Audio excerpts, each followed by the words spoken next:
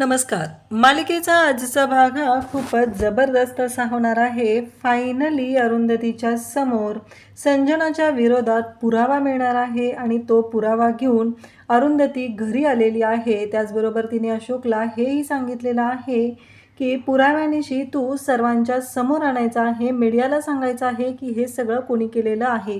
अरुंधती जेव्हा अशोकला हे सर्व सांगते तेव्हा अशोकला नितीनने दम दिल्यानंतर अशोक तयार होतो आणि अशोककडे या गोष्टीचा पुरावाही असतो आणि अशोक सांगतो की हो मॅडम, मी तुम्ही जे म्हणाल ते करायला तयार आहे, पण मला तुम्ही पोलिसात टाकू नका, असं अशोकचं म्हणणं असतं आणि अशोक ते मान्य करतो. त्यानंतर आपल्याला पाहायला मिळतं की अशोकला असं वाटत असतं की संजनाने त्याच्या भल्यासाठी हे सगळं केलेलं आहे, पण त्याला बिचारायला याची काहीच कल्पना नसते. संजनाने हे फक्त आणि फक्त तिच्या भल्यासाठी केलेलं आहे. याच्यामध्ये अशोकची कोणतीही बाजू तिने घेतलेली नाही. तर अशोकला तिथे सर्वांच्या समोर अरुंधतीने आणल्यानंतर अशोकला संजना म्हणते की तुझ्याकडे काय पुरावा आहे की हे सगळं मी केलेलं आहे, याचा मी तुला हे सगळं सांगितलेलं आहे, याचा काय पुरावा आहे.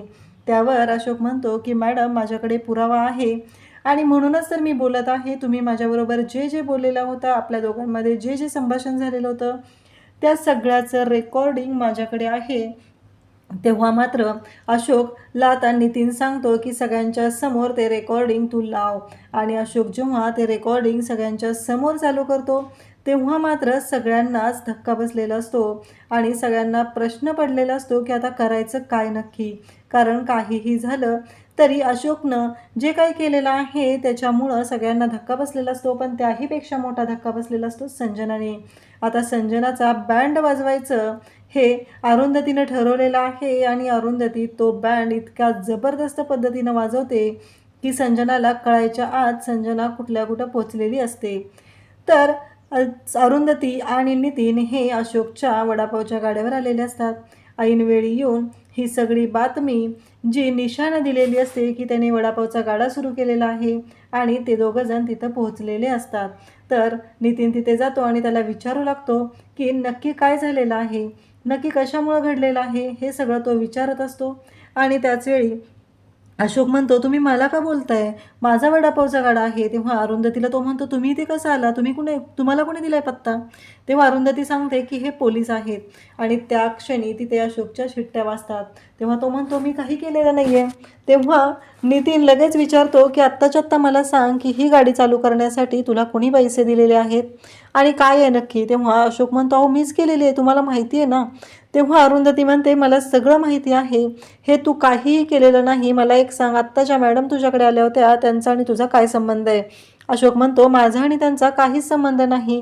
हे ऐकल्यानंतर नितीन त्याचबरोबर अरुंधती यांनाही धक्का बसतो. तेव्हा नितीन म्हणतो तू आता गुपचूप सांगणार आहेस का मी पोलिसात घेऊन जाऊ तुला, असं म्हटल्याबरोबर इकडे अशोक म्हणतो की नाही, मी सांगतो तुम्हाला नक्की काय झालेलं आहे. आणि असं म्हणत अशोक सांगायला सुरुवात करतो आणि तो म्हणू लागतो की त्या संजना मॅडम आहेत, त्यांनी मला पैसे दिले होते. कारण नितीनने अशोकवरती हात उचललेला असतो, त्याची कॉलर पकडलेली असते आणि त्या क्षणी अशोकने पोपटासारखी बोलायला सुरुवात केलेली असते. आणि अशोक जेव्हा बोलायला सुरुवात करतो तेव्हा तो सांगतो की हो, त्याच मॅडमनी मला पैसे दिले होते आणि सांगितलं होतं की अरुंधती मॅमच्या डिशमध्ये झुरळ टाकायचं आहे आणि त्यामुळंच मी ते केलेलं आहे, हे तो सांगू लागतो. तेव्हा मात्र सगळ्यांना धक्का बसतो. सगळ्यांना कळतच नसतं की हे सगळं काय होऊन बसलेलं आहे. कारण या सगळ्याचा परिणाम काय होणार आहे हे अरुंधती आणि नितीन या दोघांनाही चांगलंच कळलेलं आहे. त्यामुळं तर अरुंधतीचं रेस्टॉरंट बंद पडलेलं आहे आणि त्याहीपेक्षा झालेली आहे ती बदनामी झालेली आहे.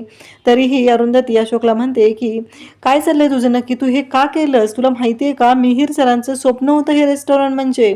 तेव्हा अशोक म्हणतो मॅडम तुम्हाला माहिती आहे ना, मला पैशांची गरज होती. मग त्या मॅडम मला बोलल्या की मी तुला वडापावची गाडी टाकायला पैसे देईल, तरच मी तुला मदत करत आहे असं त्यांनी मला सांगितलं आणि मग मी या गोष्टीसाठी तयार झालो, असं नितीनला अशोक सांगतो. तेव्हा अरुंधती आणि नितीनला धक्का बसतो आणि मग अरुंधती म्हणते की आता हे सगळं मीडियाच्या समोर तू सांगायचं आहे.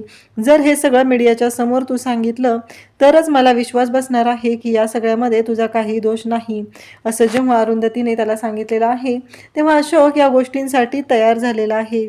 त्यानंतर आपल्याला पाहायला मिळतं की इकडे संजना त्याचबरोबर कांचन बोलत असतात आणि तिथे अनिरुद्ध येतो आणि अनिरुद्ध म्हणतो, संजना तुझी जी मैत्रीण आहे ना, मी ही का तिला आत्ताच्या आत्ता हे सगळं थांबवायला लावू? तेव्हा अनिरुद्ध असं म्हटल्याबरोबर संजना म्हणते, माझा काय संबंध आहे त्याच्याशी? त्यावेळेस संजनाला लगेचच अनिरुद्ध म्हणतो की हे तुझ्या मैत्रिणीनं केलेलं आहे, कारण फूड क्रिटिकच्या बाबतीत ती रिव्ह्यू देते ना, मग तिने अरुंधतीची पर्सनल लाईफ चव्हाट्यावर आणण्याचा काहीही संबंध नाही. ती अरुंधतीची पर्सनल लाईफ का चव्हाट्यावर आणत आहे? कारण त्याच्यामध्ये माझं आणि त्याचबरोबर अभिचंही नाव ओवलं जाते आणि आमच्याही नावाची बदनामी केली जाते, हे संजना मी खपवून घेणार नाही. तेव्हा संजना म्हणते की माझा काय संबंध आहे? तिने पत्रकार आहे, तिनं बातमी छापत आहे, त्याच्याशी माझा काहीही संबंध नाही. तेव्हा कांचन म्हणते, काय चाललंय तुझं हे? कळतंय का मला? कळेल का नक्की काय चाललेलं आहे? कांचन असं बोलते. तेव्हा अनिरुद्ध संजनाला म्हणतो की मी तुला शेवटची वॉर्निंग देतोय, तू आत्ताच्या आत्ता हे सगळं थांबवायचं आहे आणि मला कळलं पाहिजे की हे सगळं तू का करतेस. तेव्हा संजना मात्र म्हणत असते की मी का थांबू? मी काहीच करू शकत नाही, हे सगळं तिनं करत आहे आणि त्याच्याशी माझा काहीही संबंध नाही. जेव्हा संजना असं बोलते तेव्हा इकडे अनिरुद्ध सांगू लागतो की अगं आई, त्या मिहीरचं पण नाव ओवलं जाते आणि त्याच्याबद्दल त्याचबरोबर अरुंधतीच्या नात्याबद्दल वाईट लिहिलं जाते आणि हे सगळं छापून आणते हिची मैत्रीण. तेव्हा कांचनला धक्का बसतो आणि कांचन म्हणते, काय चाललंय नक्की हे सगळं? काय करते संजना तू? तुला कळतंय का? अगं, या घरात आल्यापासून एक दिवसही तू आनंदाने जगू देत नाही किंवा कोणाला सुखाने राहू देत नाही. सगळ्यांच्या आयुष्यात फक्त आणि फक्त प्रॉब्लेम क्रिएट करत असते.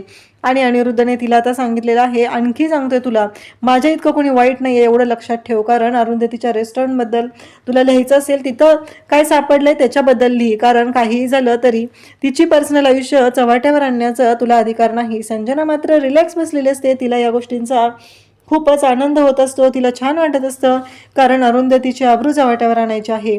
इकडे आता अभि आलेला असतो. संजना असं करतो, बोलत असतो. तेव्हा संजना म्हणते, आता तुझं काय? मला एवढा इम्पॉर्टंट आलाय की सगळेजण माझ्याकडे येतात आणि माझ्याशी बोलू लागतात, मला कळतच नाहीये, म्हणजे माझं इतकं महत्त्व वाढलंय का या घरामध्ये? तेव्हा अभि म्हणतो की संजना आत्ताच्या आत्ता बंद कर. त्यावेळेस कांचन अनिरुद्ध सगळेजण बाहेर गेलेले असतात, तिथं कोणीच नसतं, फक्त संजना आणि अभि असतो. तेव्हा अभि तिला म्हणू लागतो की आत्ताच्या आत्ता हे जे काय चाललंय ना ते बंद कर. तू मला सांगितलेलं होतं की तू मला आईच्या रेस्टॉरंटमध्ये पार्टनरशिप मिळवून देणार आहे आणि आता मी जे काय पाहतोय त्याच्यामुळे माझी बदनामी होते, ते बंद करायचं आहे, एवढं लक्षात ठेव.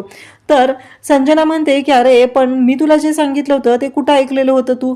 आणि आता जे काय होते ते मी काहीच करू शकत नाहीये, तुझा पण फायदा होता ना. अभि म्हणतो की संजना बस झाली तुझी नाटकं, हे सगळं थांबव आत्ताच्या आत्ता. काही झालं तरी मला आता या सगळ्यामध्ये इन्व्हॉल्व्ह व्हायचं नाही आणि माझं जे काम आहे ते मी मनापासून करत आहे, कारण मला आईच्या रेस्टॉरंटमध्ये काम करायचं होतं म्हणून मी कामाला सुरुवात केली होती आणि ह्याची सुरुवात तू केलेली आहे. आणि अभिचं आणि संजनाचं बोलणं अनघाने ऐकलेलं असतं आणि तेच आता मोठा बॉम्ब फुटतो, कारण अनघाला कळतं की हे सगळं करण्यामागं अभि पण सामील आहे. अभि आणि अशोकला तिने रेस्टॉरंटमध्ये एकत्र तर पाहिलेलं होतं, पण या सगळ्यामध्ये आता अभि पण सामील आहे आणि हे सगळं अभिने केलेलं आहे, ही गोष्ट अनघाच्या समोर येते. त्यानंतर अभि वरती जिन्यात असतो, गच्चीत बसलेला असतो. तेव्हा अनघा तिथे येते आणि अभिला म्हणते की अभि, मला आत्ताच्या आत्ता कळलं पाहिजे की ताईच्या रेस्टॉरंटमध्ये हे सगळं जे काही कांड झालेलं आहे ते तू केलेलं आहेस. त्यावेळेस अभि म्हणतो, मी काहीही केलेलं नाही. त्यावेळेस संजना आणि तुझं बोलणं मी आत्ताच ऐकलेलं आहे, तू एवढ्या खालच्या थराला जाशील असं मला वाटलं नव्हतं, असं अनघा अभिला बोलत असते, अभिला सांगत असते. तेव्हा अभि म्हणत असतो की हे बघ अनघा, मी काही केलेलं नाहीये, मी खरं सांगतोय. त्यावेळेस अनघा म्हणते, मला माहिती आहे तू काही खरं सांगतोयस आणि काय खोटं सांगतोयस ते, कारण आत्ता मी तुमच्या दोघांचं बोलणं ऐकलेलं आहे. त्यावर अभि म्हणतो, तू हे पण ऐकलं असशील मग की मी तिला सांगितलेलं होतं की अशा गोष्टीमध्ये मी तुझी साथ देणार नाही का, ते तू ऐकलेलं नाहीस, असं अभि बोलत असतो. तेव्हा अनघा म्हणते की मला काही सांगायचं नाहीये, कारण तू जे काही केलेलं आहे ते पूर्णपणे चुकीचं केलेलं आहे आणि ज्याच्यामुळं आत्ता ताईवर इतके प्रॉब्लेम क्रिएट झालेले आहेत. आणि त्याचबरोबर एवढं लक्षात ठेव की आत्ता ताई संकटात आहे, ती फक्त आणि फक्त तुझ्यामुळे आहे. तेव्हा अभि सांगू लागतो की हे बघ, संजनाचा हा प्लॅन होता. मी आईच्या रेस्टॉरंटमध्ये जेव्हा जॉबला जॉईन झालो तेव्हा संजनाचा मला कॉल आला आणि तिने मला सांगितलं की अभि, असं असं करायचं आहे, मी तुला तिच्या रेस्टॉरंटमध्ये पार्टनरशिप मिळवून देईल.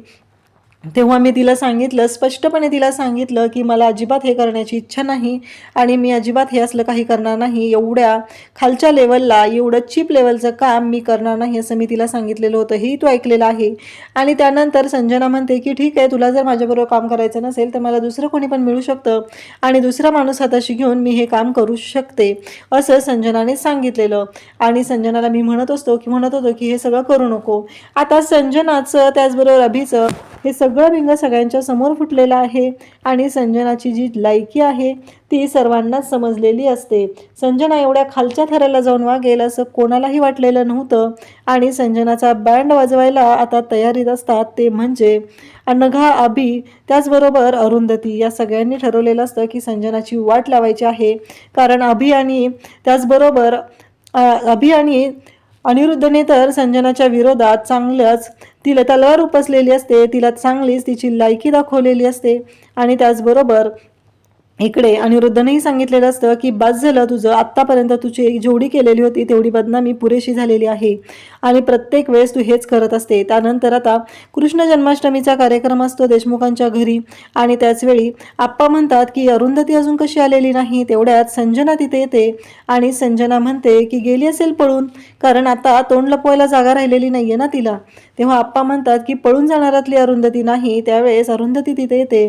अरुंधतीच्या समोर आप्पांना ती म्हणत असते की तुम्हाला एवढा कसा विश्वास. आप्पा म्हणतात की हा आमचा दृढ विश्वास आहे, कारण आम्हाला माहिती आहे की हे सगळं काय होऊ शकतं ते. आणि त्याचबरोबर आप्पांना संजनाचं असं म्हणणं असतं की तुम्हाला एवढी खात्री आहे की हे सगळं कुणी केलेलं आहे आणि हे सगळं काय आहे, एवढा अरुंधतीवर विश्वास आहे. तेव्हा आप्पा म्हणतात की हो, कारण तिच्याबद्दल तेवढा विश्वास आहे. त्यावेळेस तिथे अरुंधती येते आणि म्हणते बरोबर बोललात आप्पा.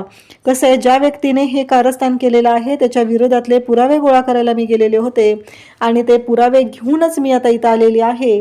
तेव्हा संजना म्हणते काय पुरावे तुझ्याकडे, नक्की तू काय बोलतेस. आणि जेव्हा त्या व्यक्तीच्या विरोधातले पुरावे घेऊन मी इथं आलेले आहे असं अरुंधती सगळ्यांच्या समोर सांगते.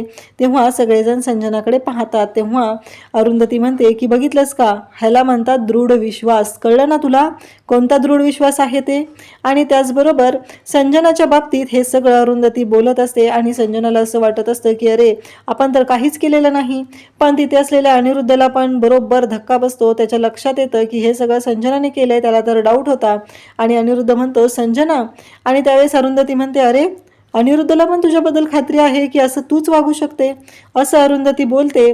आणि त्याचवेळी तिथे अरुंधतीने अशोकला आणलेलं असतं. संजना अशोकला खुणवून सांगत असते की तू काही बोलू नकोस, परंतु अरुंधतीने ठरवलेलं असतं की सगळ्या पुराव्यानिशी आता ह्या संजनाची वाट लावायची आहे आणि तशी वाट लावायची तयारी अरुंधतीने केलेलीही असते. आणि मग अरुंधती म्हणते की हे सगळं संजनाने केलेलं आहे आणि त्याचा पुरावाही माझ्याकडे आहे आणि आता माझी बदनामी करायची होती, हे रेस्टॉरंट बंद करायचं होतं, त्यासाठी तिने हे सगळं केलेलं आहे. आणि शेवटी आता पुराव्यानिशी ती पकडली पण गेलेली आहे. तेव्हा अरुंधतीला संजना म्हणते की काय पुरावा आहे तुझ्याकडे माझ्या विरोधात.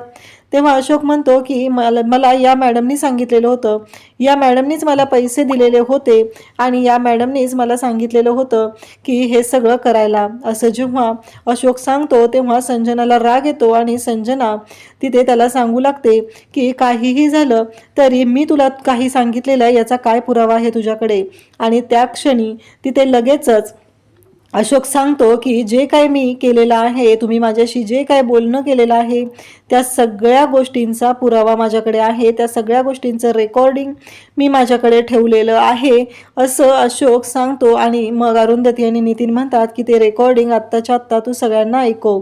आणि अशोक ते रेकॉर्डिंग ऑन करतो. तेव्हा मात्र संजनाच्या शिट्ट्या वाजतात आणि अनघाला पण कळलेलं होतं की हे सगळं संजनाने केलेलं आहे, कारण अभि आणि संजनाचं बोलणं अनघाने ऐकलेलं होतं आणि हे सगळं काम संजनाचं आहे.